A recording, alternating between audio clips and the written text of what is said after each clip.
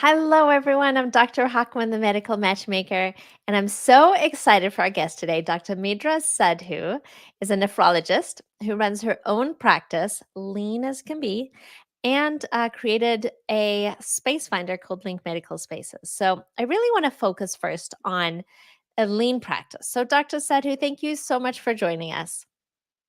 Thank you so much, Dr. Hockman, for having me here. I am thrilled to get this conversation going. Me too. I speak with so many doctors who are too scared to start their own practice or struggling in a practice they've already started because it's a lot of money. It costs a lot to run a practice. So, tell us a little bit about your lean practice and how you run your practice pretty lean. Absolutely. So, just to counter what you said in the beginning, how it takes a lot of money to start a practice, let me just put it out there. I spent a grand total of $1,200 to start up the practice. And in the beginning, my ongoing costs were so low that I turned positive, not counting the startup costs. That probably took 10 visits to recoup, but I was net positive from the first visit on.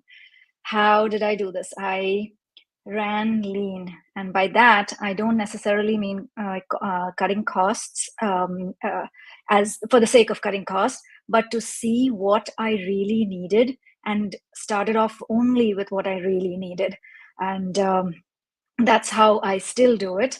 Lean is in fact defined by the Lean Enterprise Institute as a way of thinking, of innovating, to provide all the values to your customers or clients, in our case our patients, with minimal waste, and therefore to strive to provide the perfect value with zero waste. Now that's obviously a North Star. It's not a destination you reach, but a guiding principle that summarizes the fact that lean is not synonymous with cost cutting, because that can be a slippery slope.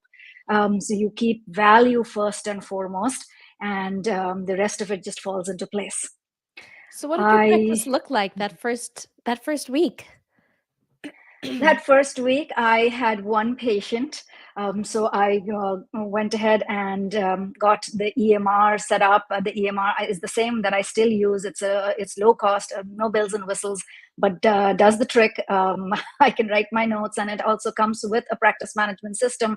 So I do not pay for a practice management system. I do my own billing and coding. And so all I have to do is, after seeing a patient, sign the note, create a visit, submit the claim, and voila, most of the time I get paid. Um, and what else did I need? I needed space. So I got the space hourly. I am still in the same space, but I did not sign up for a monthly contract and stuff because I had no other patients at the time. And yeah, for a grand total of like $30. So between the two of them, the visit paid more than I spent on it. Huh, that's incredible. Um, so now we're a little bit further along. You're seeing patients a little bit more than one a week. How does it look today compared to how it looked back then? Yes, the growth was slow, but I am at capacity now. I see patients 2 days a week and have a wait list. I try to keep my calendar very, very efficient.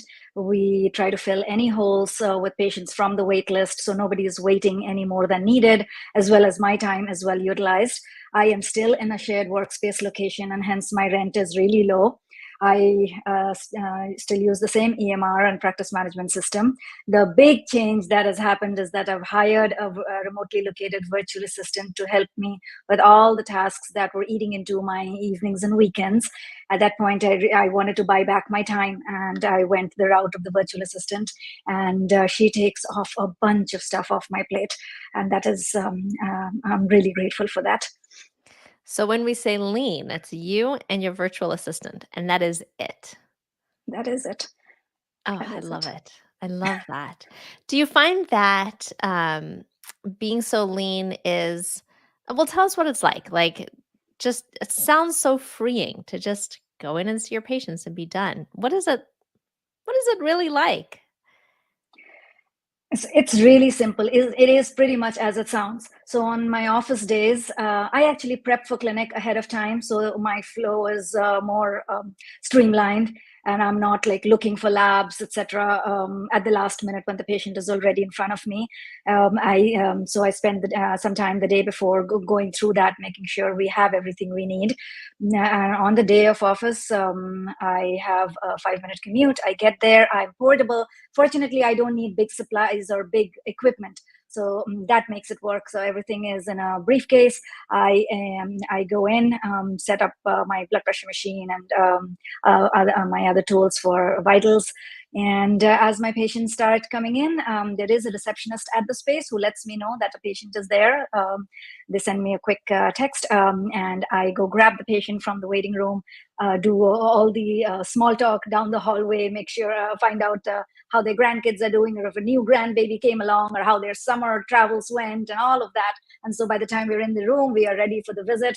I take their history first, and then when I'm ready to examine, that's when I do vitals, because I'm a blood pressure nerd and I want to make sure that the blood pressure came down to baseline from that walk down the hallway. And then we can come up with a plan, do the orders or any other stuff. I then go into the calendar, which is right there in the EMR, give them their follow-up appointment, and check them out. Checking out is literally a one button on the EMR. That actually there's an alert that pops up that tells me how much their responsibility is, which we always do beforehand. And so I have a nifty square card reader attached to my phone. I swipe their card and send them on their way. Well, I actually escort them back to the waiting room and grab the next patient who is usually there. So my patients' appointments are usually right at the time when it's supposed to be. And I just go one by one all day long, about 15, 20 patients till the end of the day. So it sounds like you're still taking insurance. Yes. And you're still able to be profitable because your overhead is not super high. Back in my locum days, there was a practice I worked at which was similar. It was completely Medicaid. The practice owner actually did a TED talk on how he runs it, and it's just amazing. But it was similar where the patients came in.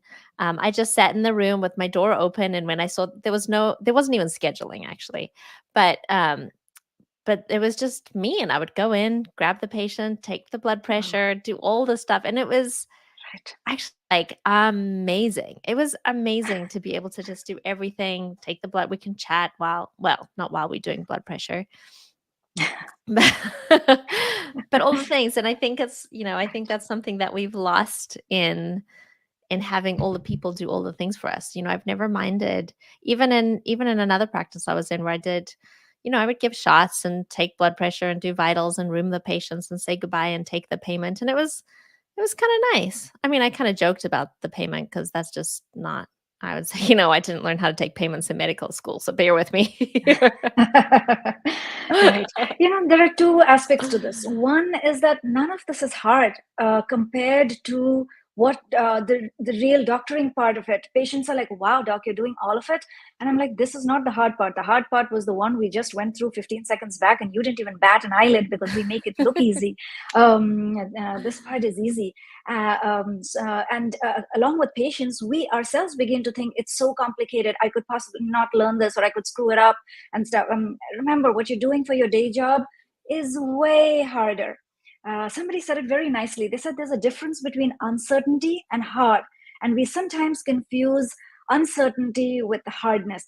And how to set up an LLC, or how to go about making quarterly estimated taxes or something may be uncertain, but it's not really hard. Hard is, hey, the Krebs cycle we learned back in med school, or the diagnosis and all the thinking we do, and we consider that just part of our day and don't even consider it hard, right? So that's a difference. However, I do want to point out that none of this is being penny wise and pound foolish. So if you have a high volume practice where you think you can either make more money, or again in terms of value, see patients quicker by focusing only on the doctoring, please, by all means, do that. Have somebody else take your vitals. It's not at all about that. But again, only if the need is there. So, and again, this is a progression. It happens like I did not hire the virtual assistant until I needed one. And I think I am at the threshold where I am considering some changes, and maybe an in-office person who might help me get the patients back and forth from the waiting room, so maybe I can finish my notes in that interim. So you assess how you can continue to provide value and make changes accordingly. How do you go about assessing your practice overhead and really taking into account how you cut costs without impacting the quality of patient care? I did not have any fancy business plan or something going. I remember I'd done a back of the napkin calculation. I like, okay, this is how the costs look. I think I can make it work. When I calculated the cost of how much it would take me to lease out a real traditional medical office space, I was like, oh my God, I'm going to see like 50 patients. The first 50 patients I see every month are going to go towards rent. I do not think I want to do that, because I've always known I want to work part time and save my best energy both for my family and my patients. I do know that about myself, and I've kept that at the forefront and done accordingly. And now the difference between gross revenue and overhead is so big that I do not need to consider or panic about little things. You'd be amazed, and I say this a little hesitantly, medicine still pays. And I'm not talking about the fairness of it. I'm not talking about the fact that Medicare has not upped payments or even kept up with inflation, or that we are the only profession where pay hasn't gone up in X number of years, or that it does not account for the fact that student loans have exploded while payments have not, and all of that. I'm just talking in terms of small business math, that it can be made to work pretty decently. And again, this is a calculation I did right in the beginning. You make about, very roughly, very ballpark, about 100K per day of work, just in the office, just office visits, not accounting for procedures or any other fancy thing. And this is strictly insurance based. I have no cash pay component at all, but very roughly, depending on your location and your codes, you make about 100K if you work 1 day a week for the year.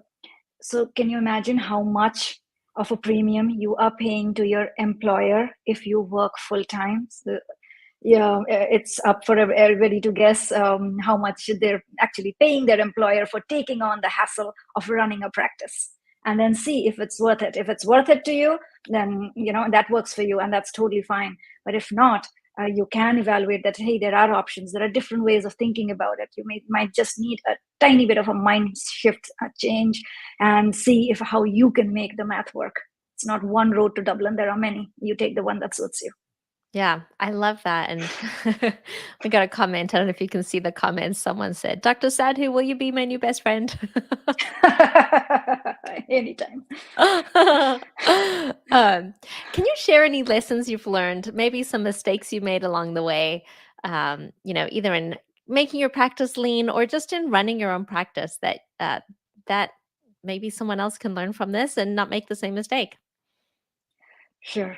I think the biggest mistake I've made, which I think is common among physicians, is I am not good at delegating. So I took way longer to make my first hire than I should have in hindsight. But I powered on as long as I could. And so probably should have done that sooner. The next thing is, my first hire was not great, and I took way too long to de-hire. I don't know, I questioned myself and whether I was a good leader. And in hindsight, no, people tell you who they are fairly early on, and if you think you've done a decent job training, then trust your gut. And there are good people out there.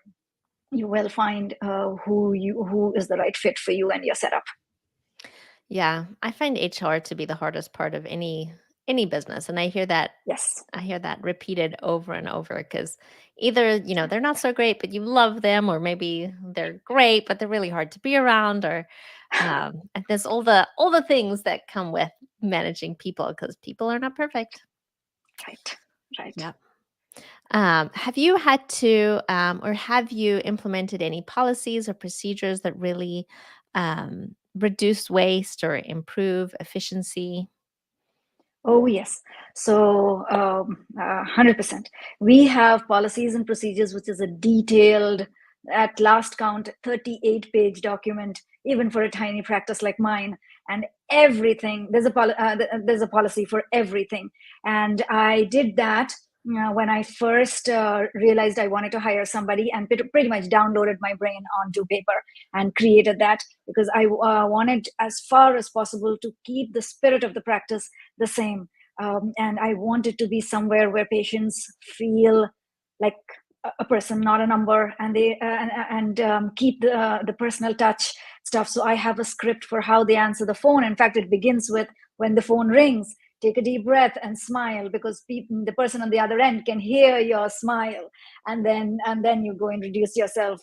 So yes, I go into detail on everything, and we have processes for, you name it, there's a process for that. So for example, and again, because it's the two of us, and necessity is the mother of invention, it's like when a new patient calls, we have a script for all of it. We ask them the right questions, so we're not having to call back. And then as soon as the virtual assistant gives them an appointment, she calls the insurance company to do the eligibility verification right away. We do not wait for the day before. We do not want any surprises. We do not want to have to cancel or reschedule the appointment, or have to go unpaid. So she does that, attaches it to the chart, figures out the patient responsibility, attaches that as an alert that pops up at checkout. And we, like I said, want to keep our calendar super duper efficient. So we have 3 reminders that go out in the week before the appointment. We have one that goes out 2 weeks before the appointment to remind them about labs, because I'm very lab dependent, being a nephrologist. So we're like, hey, if your appointment is coming up, make sure to do labs or any other test the doctor asked for. So that often nudges them to do the labs in time. We also have a deterrent for no-shows or late cancellations. We have a fee. Now I can count on my fingers on one hand how many times I've charged it. And it's probably, I don't know, 0 or 1, but it acts as an excellent deterrent. People will actually call or text to let us know that they can't make it, and then we can get someone else in. So that really, really helps us. We also waive it for the first offense. Again, just a deterrent. Never happens again. So many examples. Anything that we find people are calling repeatedly for, we make a template for. Yes, our secure messaging app. So I use something called Spruce Health, which is our phone and e-fax system, and it also helps us write secure messages to patients. So that's really our patient portal, and we encourage patients to text us rather than call. So there's no way playing phone tag and all of the rest. Even in my personal life, I found that text is so much more efficient than phone calls. So I just extend the line to the professional world. And again, it's so much easier for both me and my virtual assistant to respond to texts. And she tags me we tag each other back and forth for tasks. And so there is the information is centralized. And in fact, this is one of the wastes defined by lean philosophy. There are 8 wastes that it defines, and one of them is centralizing information, so that the information is not sealed in a box in somebody's head, or in somebody's a proprietary information thingy that you have to constantly go to that person to ask for it. Hey, when can we what is the next appointment available? Or hey, anything. So if it's centralized, then everybody can go about their tasks without number one interrupting somebody else, or even interrupting their own task flow. So all of these little things that we can do.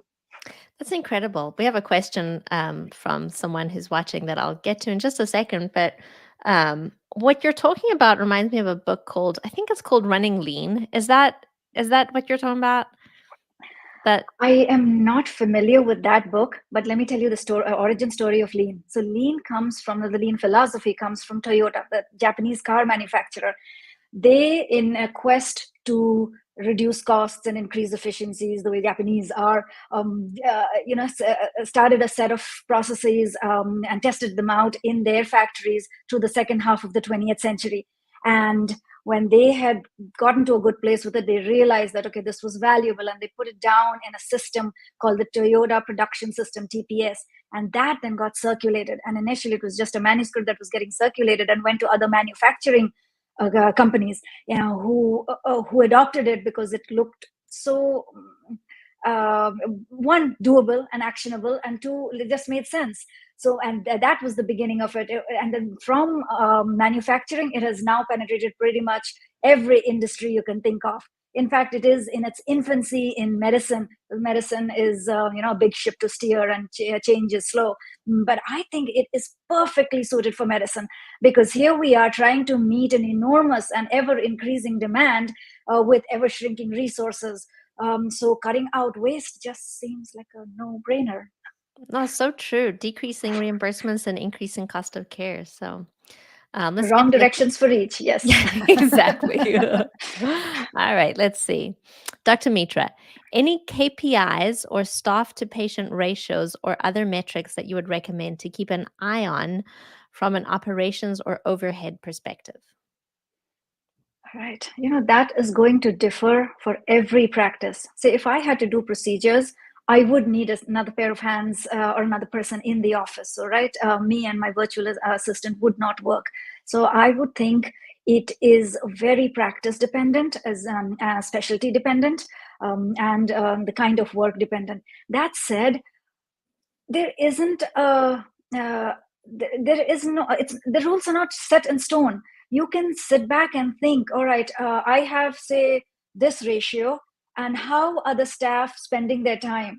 I am so mindful of this when I go to a doctor's appointment or a dental appointment with my kids, and I'm seeing the checkout person as somebody scrolling Facebook. I'm like, oh, like, either give them another task or reduce one of the three people who are sitting at the checkout desk.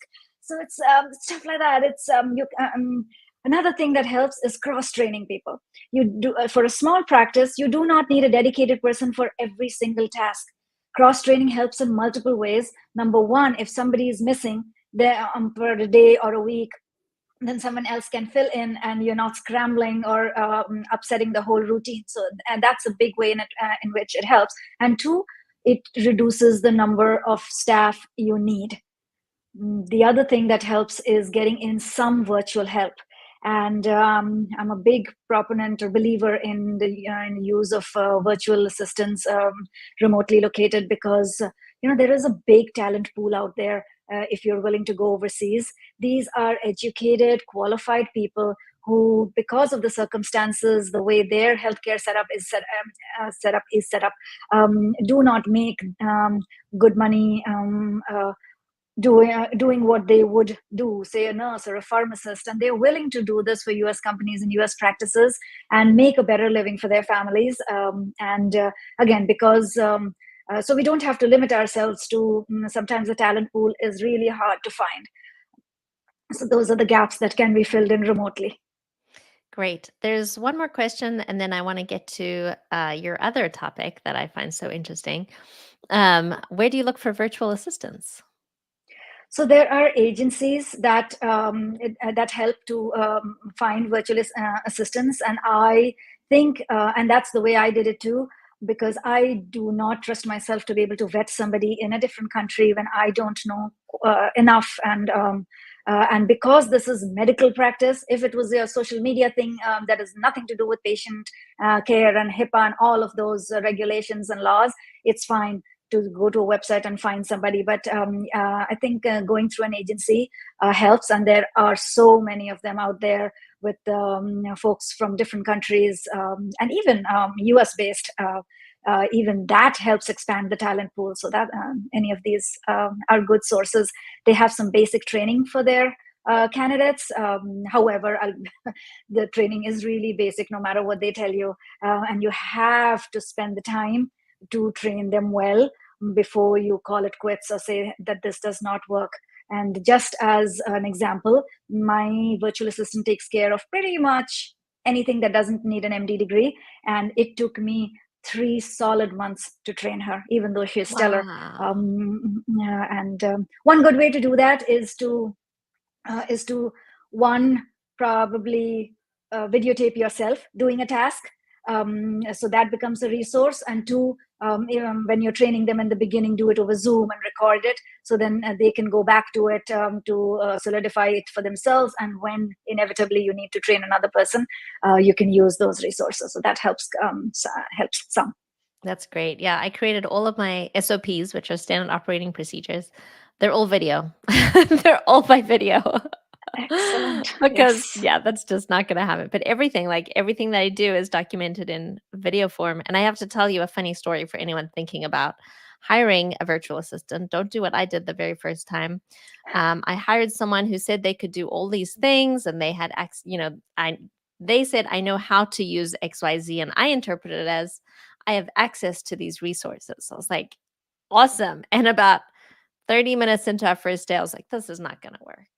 So, I mean, talk It's a about learning curve. fire fast. I mean, I was like, yeah, this is not going to work. So I apologize, but no. Um, well, awesome. Let's talk a little bit about your other thing that you're doing, which is so neat, called Link Medical Spaces. Tell us a little bit about that. Absolutely. So, Link Medical Spaces was born out of my own need. Let the idea marinate in my head for a couple of years before putting it in action. So, when I was starting, I ideally wanted to sublet space from another medical practice than be in a non medical workspace.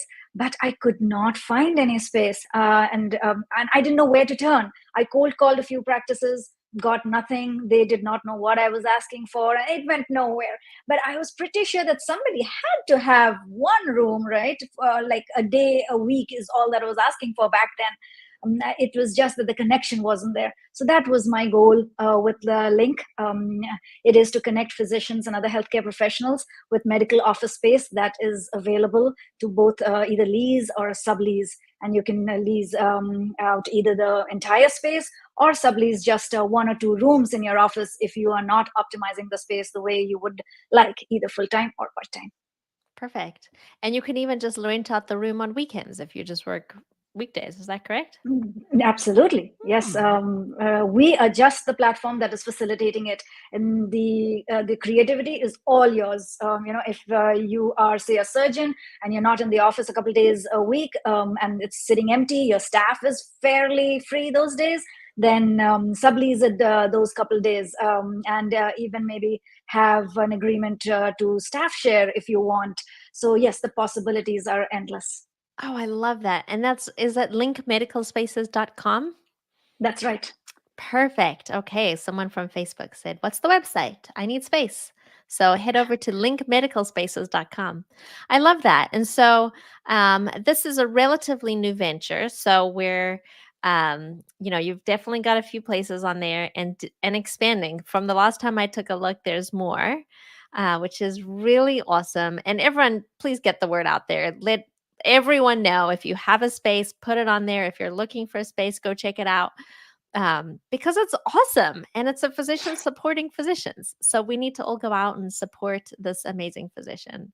Thank you. Thank you. Yes. No, Yes, and the website supports, sorry, it supports both sides. So if you're looking for space, you can request space on there, and that's absolutely free. And hopefully that nudges others who have space in your area to, get in on the game and say, okay, fine, I am not optimizing the space. And, back then, like maybe 10, even 10 years back, right? You didn't care. If the last two rooms at the end of the hallway was sitting around filled with boxes, and you never got around to doing what you wanted to do with them, eh, clean them out, make them into exam rooms, and get someone in. You'll be helping someone start off. You might get a professional in there who would be a value add for your own patients.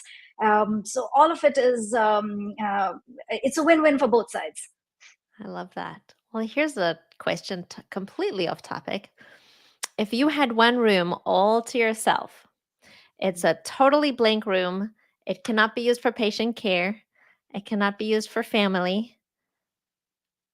Just your like dream room. What would you do with it? I would convert it into an a very comfy office from where I can sit and write. I like to do that in peace and quiet. If it has windows, awesome. Otherwise, I'd put up some pictures of mountains. I'm in Florida, so mountains are very cool to me. The change of scene, and yeah, put some of my kids' artwork and stuff around me, and make it my happy place. Oh, I love that. I think I would build an what do you call them? There's a word for it. Basically, it would just be packed with flowers. Not cut flowers. Like I would grow, like in My Fair Lady, which is obviously the best movie of all time, obviously. Yes, At the end, they're in this beautiful, it's almost like this life-size terrarium. It's just flowers all over. I think, that's true. yes, a wall Right. trellis, exactly. I think that's what I would do. Yes, Nice, that's right. nice, like places to lay down and read books on like a Mm, cozy chair. yes, lots Very of books kitschy. and greens. Yes, yes, yes, Exactly. yes to all of that.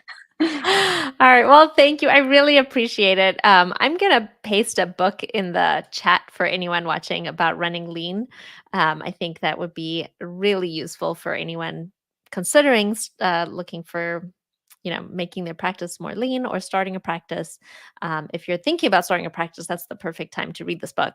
Um, and if anyone's looking for a space or wants to rent out their space, linkmedicalspaces.com, LINK medical spaces.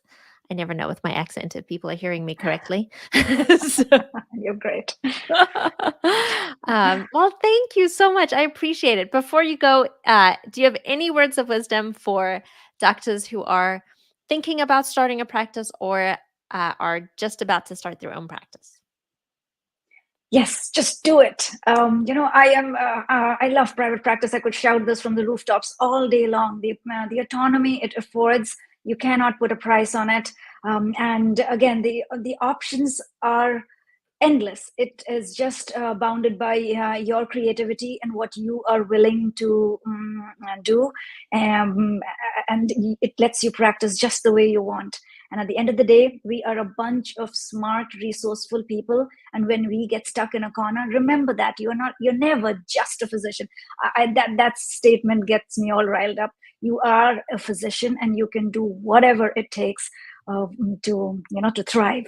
So thank you so much, Dr. Hockman, for having me here. This was a pleasure indeed. Oh, thank you so much. I feel like I could ask you all day about your practice, but I appreciate it. And I really hope that someone watching is inspired to start their own practice, is inspired to do it maybe a little bit differently than they were thinking. And thank you so much for joining us. Thank you.